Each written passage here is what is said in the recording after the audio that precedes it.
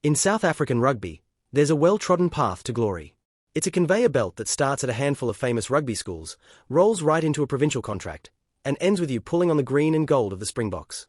It's a system built to find talent early and polish it into world-class diamonds. Grant Williams, a product of the legendary Paarl Gymnasium, was supposed to be on that conveyor belt. He had the school, the skills, and the pedigree of a champion. But when he finished school, right at the moment the system was meant to roll out the red carpet, the door slammed in his face. No offers. No contracts. Not a single phone call. For a kid from one of the most productive rugby factories in the world, he was completely invisible. This is the unbelievable story of how a player the system forgot, refused to be forgotten, and clawed his way from the obscurity of club rugby to lift the most coveted trophy in sports, the Rugby World Cup. To really get how big of a deal this rejection was, you need to understand what Paarl Gymnasium means to rugby.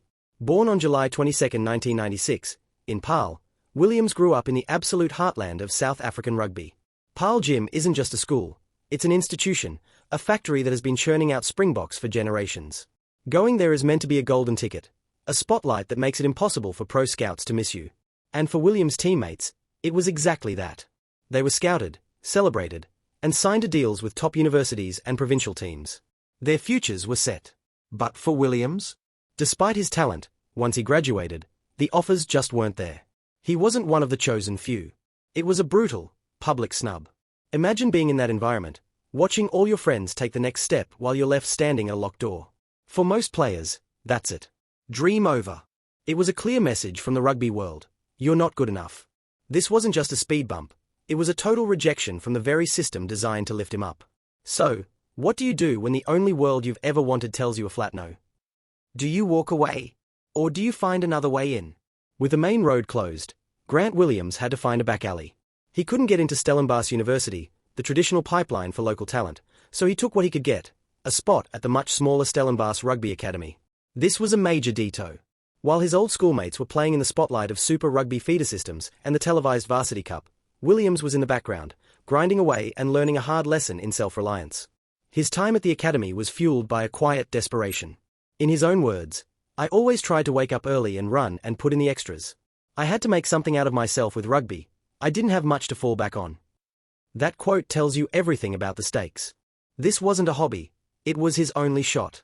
He played for the Marty's club team, not the famous university side, and then moved to Durban to play for College Rovers, one of the best amateur clubs in the country. For a year and a half, he toiled away in the club scene. This is the wilderness of South African rugby, a world away from the bright lights and TV cameras, a place where pro dreams often go to die. And even though he was excelling, he was still unsigned. He was on the outside looking in. The break, when it finally came, wasn't a grand entrance but a small crack in the door. He got an invite to an under-21 trial, which led to a spot in the Sharks under-21 Currie Cup campaign, but still, no contract. He was playing for a chance to get a chance, a tightrope walk that tested his belief every single day. That relentless persistence finally started paying off in 2017, when Williams officially joined the Sharks Academy. This was it, his first real foothold in the professional world he'd been fighting for. From there, he started to climb, playing for the Sharks at the under-19 and under-21 levels, putting in performances that were becoming impossible to ignore. Then, in 2018, the call came. He was in the Sharks Super Rugby squad. He had made it. But getting there was only half the fight. The Sharks squad was stacked, especially at scrum-half. Williams spent a lot of time on the bench, fighting for every single minute of game time. It was during this period that his versatility became his secret weapon. He had electric pace, and unlike most scrum-halves, he could easily cover the wing. That adaptability made him a huge asset, a utility player who could change a game with his speed. Still, he was often passed over for a starting spot. He had to be patient and make every limited opportunity count. His real breakthrough came in 2021. Injuries to more established players opened the door, and Williams didn't just walk through it, he kicked it off its hinges.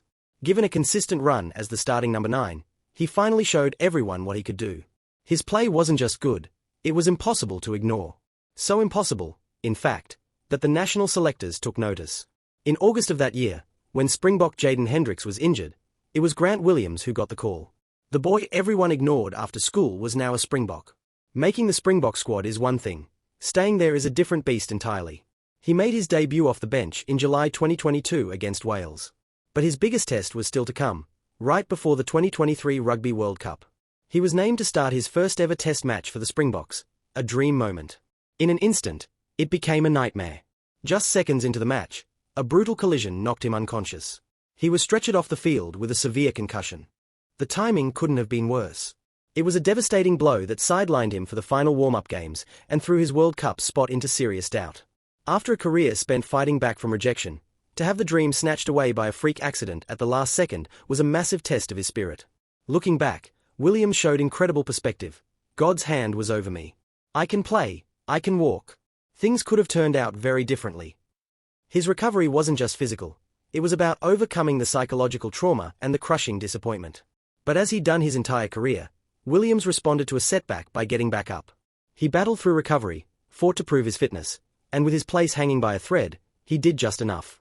Against the odds, he was named in the squad for the 2023 Rugby World Cup in France. He had stared down the biggest challenge of his career and, once again, come out on top. Stories of resilience like Grant's are a powerful reminder of what people are capable of.